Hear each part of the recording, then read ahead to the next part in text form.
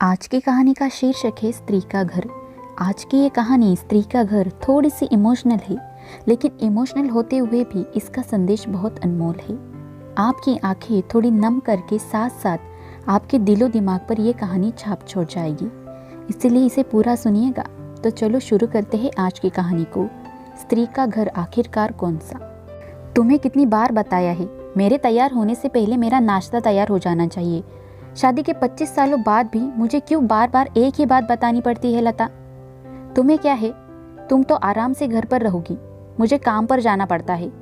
तुम हो कि हमेशा बेवकूफ़ी जैसी हरकतें करती हो। अगर तुम ये जानबूझकर करती हो तो याद रखना, मुझसे बुरा कोई नहीं होगा। आज भी प्रशांत का पारा चढ़ा हुआ था। इन कटु शब्दों में अपना गुस्सा उतारते हुए, गीला तौलिया कुर्सी पर फेंकते हुए प्रशांत गुस्से से लता की तरफ देखने लगा। लता के लिए प्रशांत का ये बेवजह का गुस्सा कोई नई बात नहीं थी। वो महीने में 3-4 बार ऐसे ही लता पर बरस पड़ता था। पहले पहले लता उसका विरोध किया करती थी, लेकिन जब कई सालों तक प्रशांत में कोई बदलाव नहीं दिखा तो लता ने खुद को ही बदल दिया। अब प्रशांत के कुछ भी कहने से लता को कोई फर्क नहीं पड़ता था। प्रशांत की हर बात को वो चुपचाप सिर झुकाते हुए सुन लेती थी। शादी के पहले 5 सालों तक लता ने पूरी कोशिश की थी कि प्रशांत को बदल दिया जाए, लेकिन फालतू का गुस्सा करना और बाद में लता को भला बुरा कहना मानो जैसे उसकी आदत बन गई थी।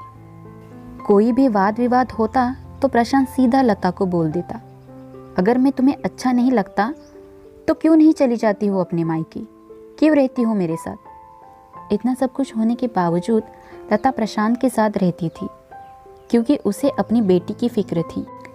और वो जाती भी तो कहाँ, अपने बूढ़े हो चुके माँ बाप को इस उम्र में परेशान नहीं करना चाहती थी। समाज और लोग क्या कहेंगे, ये भी तो उसे देखना था। वो इतनी पढ़ी लिखी भी नहीं थी कि खुद जाकर कहीं नौकरी कर सके और अपना और अपनी बेटी का पालन पोषण कर सके। लता को अब अपनी फिक्र नहीं थी, उसको फिक्र थी तो बस अपनी शादी लायक हो रही बेटी की। लता नहीं चाहती थी कि पति पत्नी के झगड़े की वजह से काव्या डिस्टर्ब हो। काव्या की पढ़ाई पूरी हो चुकी थी, उसके लिए अब शादी के रिश्ते आने लगे थे। कई रिश्तों को काव्या ठुकरा चुकी थी। 2-3 महीने बाद एक अच्छा रिश्ता आया। रिश्तेदारों और पहचान के लोगों ने भी लड़के के बहुत गुणगान किए थे। प्रशांत एक शाम अपनी बेटी के पास बैठकर उसे बताने लगा, काव्या बहुत अच्छा लड़का है, पढ़ा लिखा है, बड़ा घर है, बहुत अच्छी नौकरी है। ऐसे रिश्ते बार बार नहीं आते बेटा, इस बार मना मत करना। काव्या अपने पिता से ज़्यादा बात नहीं करती थी, शायद डरती थी या शायद नफरत करती थी, लेकिन आज वो अपनी पूरी हिम्मत इकट्ठा करके बोली, मुझे अभी शादी नहीं करनी है पापा, मैं नौकरी करना चाहती हूँ, खुद अपने पैरों पर खड़ी होना चाहती हूँ। हाँ तो उसमें क्या बड़ी बात है, मैंने लड़के से बात की है, वो तुम्हें किसी बात के लिए नहीं रोकेगा। तुम शादी के बाद भी नौकरी कर सकती हो, वो तुम्हें नौकरी के लिए परमिशन दे देगा। प्रशांत बोला, मेरा नौकरी करना या ना करना उसकी परमिशन पर डिपेंड क्यों रहेगा पापा? काव्या ने पूछा। मैं कह रहा हूँ ना, तुम्हें किसी भी चीज़ की कमी नहीं होगी वहाँ। ऐसे रिश्ते बार बार नहीं आते, इसे ठुकरा मत, बहुत खुश रहोगी तुम वहाँ। प्रशांत बोला, पापा क्या मैं उतनी ही खुश रहूँगी जितनी मम्मी इस घर में खुश है? काव्या ने तंज कसते हुए कहा। आज तुम्हारी जुबान कुछ ज़्यादा ही नहीं चल रही? प्रशांत ने गुस्से से आंखें बड़ी करते हुए बोला, पापा मुझे शादी ही नहीं करनी है, क्योंकि शादी के बाद अगर वो लड़का आपके जैसा निकला तो मैं क्या करूँगी? मुझे आपके जैसा जीवन साथी नहीं चाहिए जो बिना बात के मुझ पर हमेशा चिल्लाए। मुझे कुछ भी अपनी पसंद का लेना हो तो 10 बार सोचना पड़े, कहीं वो नाराज़ तो नहीं हो जाएगा।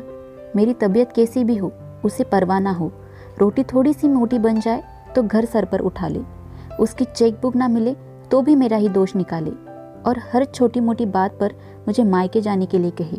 काव्या ने अपना दिल खाली करते हुए पापा से सब कह दिया। प्रशांत का गुस्सा 7वें आसमान पर था, लेकिन उसके मुंह से एक शब्द भी नहीं फूट पा रहा था। वो काव्या की बातें सुन रहा था। काव्या इतना बोलकर चुप नहीं हुई। आज पहली बार वो अपने पापा के सामने इतना कुछ बोल पा रही थी।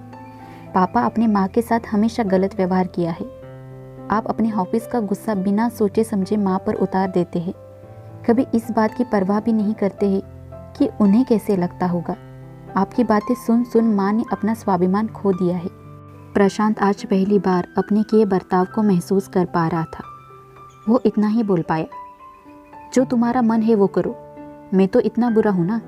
काव्या ने प्रशांत का हाथ पकड़ा और बोली, पापा मुझे सिर्फ एक सवाल का जवाब दे दो, क्या आप चाहेंगे कि मेरा पति आपके जैसा हो?